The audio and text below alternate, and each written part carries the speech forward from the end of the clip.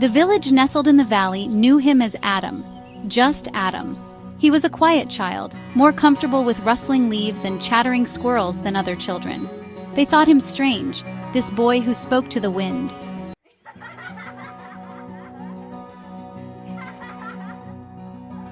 From a young age, Adam felt a connection to the wind. It spoke to him, sharing stories of faraway lands and ancient powers. The wind urged him to harness the magic within his soul. Adam listened, knowing he was different, with great power and responsibility.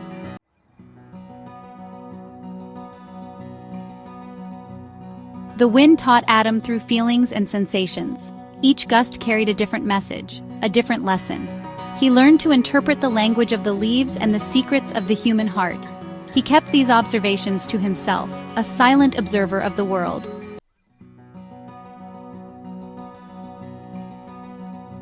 One sweltering afternoon, the wind brought Adam a new lesson, the dance of the dust devils. Tiny whirlwinds sprang up, urging Adam to join the dance. He surrendered to the pull, feeling weightless and at peace amidst the chaos. The dance ended, leaving Adam with a newfound sense of power. He had tasted the raw, untamed power of the wind.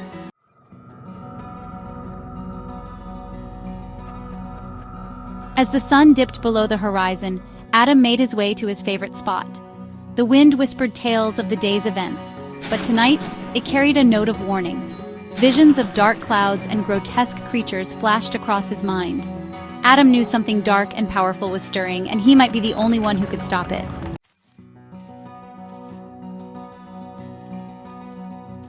Driven by unsettling visions, Adam ventured further from the village. He arrived at a mountain wreathed in an unnatural gloom, the source of the darkness. Fear urged him to turn back, but the wind's pleas compelled him forward. He began his ascent, the air growing colder with each step. He was no longer a carefree boy. He was a warrior facing a battle for the world's soul.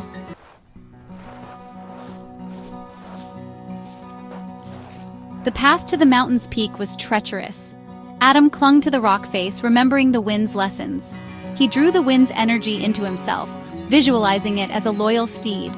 The wind responded, supporting him, lifting him, and he embraced the true extent of his power.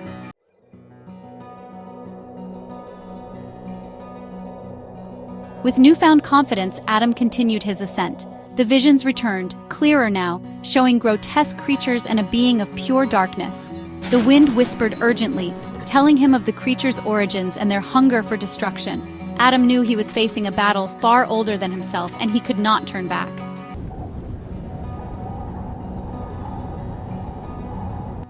Reaching the peak, Adam found himself on a plateau of black rock. The wind, now a furious gale, whipped around him. Twisted creatures swarmed around a central figure, a vortex of shadow and malice. Fear clawed at Adam's resolve, but a spark of defiance ignited within him. He was the boy who spoke to the wind, and he would be its champion in this darkest hour.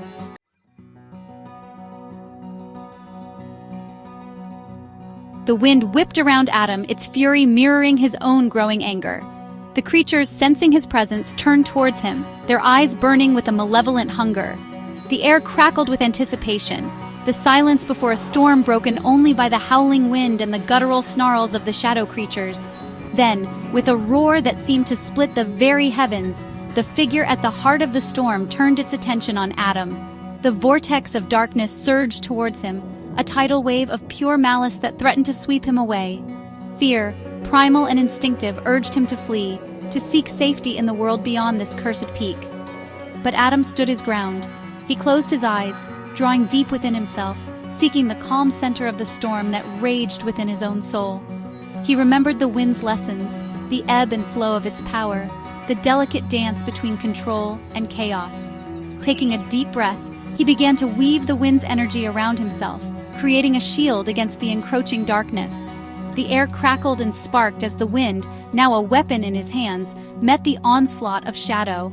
Lightning flashed, illuminating the desolate landscape in stark relief, the thunder a deafening roar that echoed through the mountains. The very air vibrated with the clash of opposing forces, a symphony of storms conducted by a boy who dared to defy the darkness.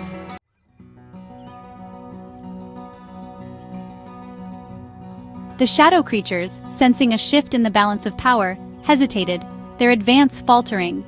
Their master, the swirling vortex of darkness, emitted a sound that was both a roar of fury and a shriek of frustration. It had underestimated this boy, this insignificant speck of light that dared to challenge its dominion. But Adam, fueled by the wind's power and his own burgeoning courage, refused to be cowed. He stepped forward, his small figure dwarfed by the immensity of the storm that raged around him. He raised his arms, his hands outstretched, and the wind responded to his call. A swirling vortex of air, a mirror image of the darkness that confronted him, formed around Adam. Leaves and dust and small stones were caught up in the maelstrom, swirling faster and faster, a whirlwind of defiance against the encroaching night. "You will not win!" Adam shouted, his voice barely audible above the roar of the wind. But it was not the volume of his voice that mattered, but the conviction behind it, the unwavering belief in the power of the wind, in the inherent goodness of the world. The vortex of darkness surged forward, and for a moment, the world seemed to hold its breath. The two forces collided, light and shadow, hope and despair, locked in a deadly dance. The very air crackled with raw power, the ground trembling beneath their feet. The fate of the world, the whispers of the wind, hung in the balance.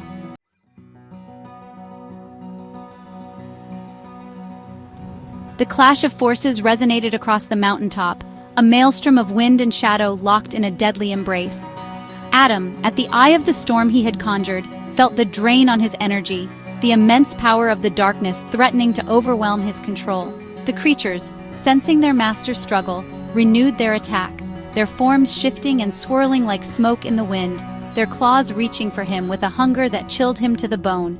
He danced back from their grasp, the wind swirling around him, a protective barrier against their snapping jaws and grasping claws.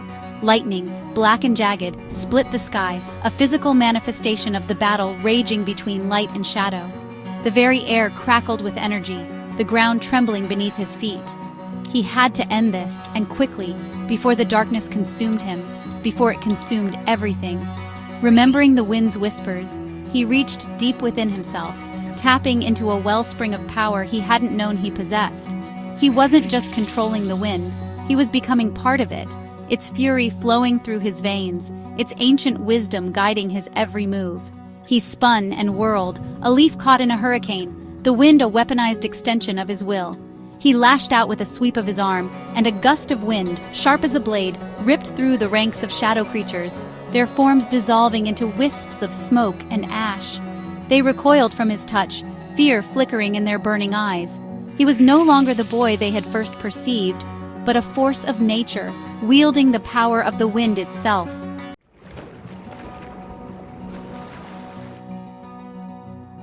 Yet for every creature that dissipated, another took its place. The darkness seemed endless, its hunger insatiable. Adam knew he couldn't win this through brute force alone. He had to strike at the heart of the darkness, at the malevolent intelligence that fueled these creatures, that threatened to consume the world in shadow. Closing his eyes, he focused his will on the swirling vortex of darkness at the heart of the storm. He remembered the wind's lessons, the balance of nature, the way light and shadow coexisted, each dependent on the other. He wouldn't destroy the darkness, for that would be to destroy a part of the world itself. He would remind it of its place, show it the power of light, the resilience of hope. He drew upon the wind's energy, not as a weapon this time, but as a conduit, a channel for something brighter, something purer. He felt a warmth spread through him, a warmth that had nothing to do with the heat of the battle raging around him. It was the warmth of the sun, of life itself, flowing through him, amplifying his connection to the wind, transforming it into something new, something extraordinary. The air around him shimmered, then blazed with a light so intense it banished the shadows, pushing back the darkness as if it were a physical entity.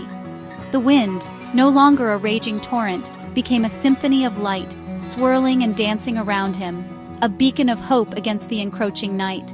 The creatures, blinded and bewildered by the sudden influx of light, retreated, their forms flickering uncertainly. The vortex of darkness, its power checked, thrashed and roared, shrinking back from the light. Adam poured all his energy into the symphony of light he had created. The wind rose in response, a force of nature reclaiming its own. The light intensified, engulfing the plateau in a blinding flash. The air thrummed with power, the ground vibrated, and then silence. Adam, drained but exhilarated, opened his eyes. The darkness was gone. The creatures had vanished, the vortex of shadow reduced to a wisp of smoke. The storm clouds had parted, revealing a sky ablaze with stars, the first light of dawn painting the horizon. The wind, now a gentle breeze, caressed his cheek, rustling through his hair. He felt its touch, not as a separate entity, but as a part of himself, a power he now understood. He had faced the darkness and emerged victorious, reaffirming the balance of the world. He was no longer just Adam, the boy who spoke to the wind. He was something more, touched by destiny, forever changed by his encounter with the shadows and the light. He had saved his world, and in doing so, he had found his place within it. The wind whispered one final time, a whisper of gratitude, of farewell, and then faded into silence. Adam stood for a moment longer, gazing at the sunrise, a new day dawning, before turning and beginning his descent. The wind's song, a memory etched upon his soul.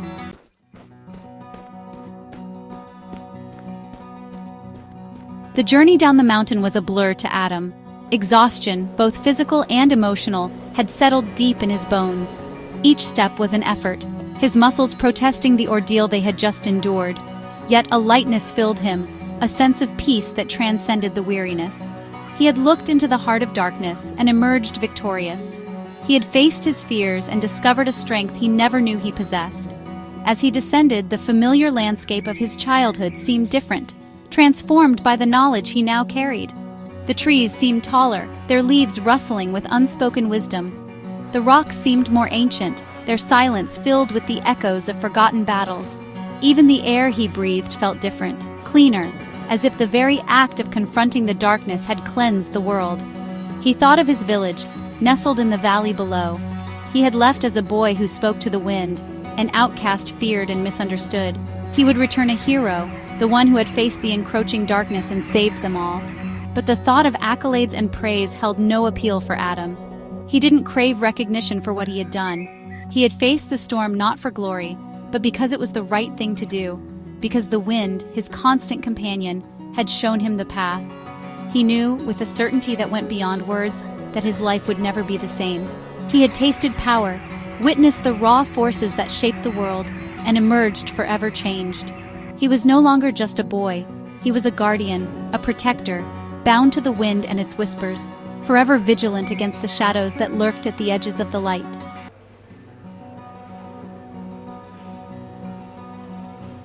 The villagers, initially wary of Adam's return, were astonished by the transformation they witnessed.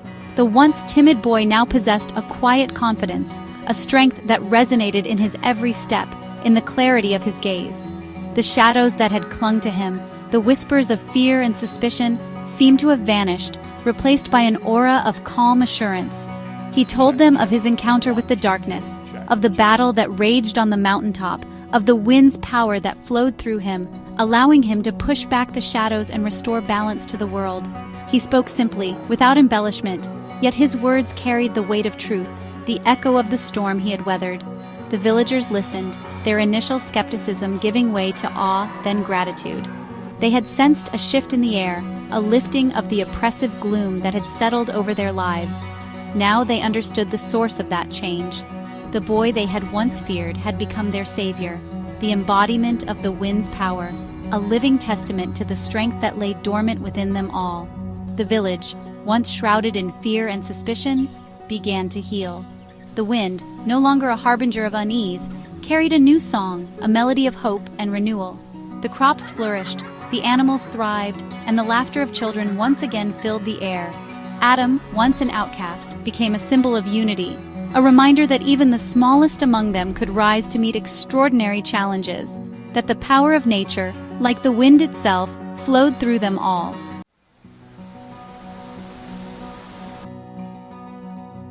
Adam, true to his nature, shunned the mantle of hero worship. He resumed his solitary wanderings, now met with respect and admiration. Villagers saw him in the fields, a solitary figure against the setting sun. They knew he was watching over them, guarding against the shadows. He became a teacher, sharing the wind's lessons. He taught them to listen to nature, to respect the balance of the world, and to face their fears with courage. True power lay in understanding, harnessing nature for the betterment of all. Adam's legacy lived on, passed through generations. The village thrived, a beacon of hope. Adam's story became a legend, a reminder of courage and nature's power. The wind carried his memory, a testament to hope. Though he faded into legend, his spirit remained, a whisper of promise.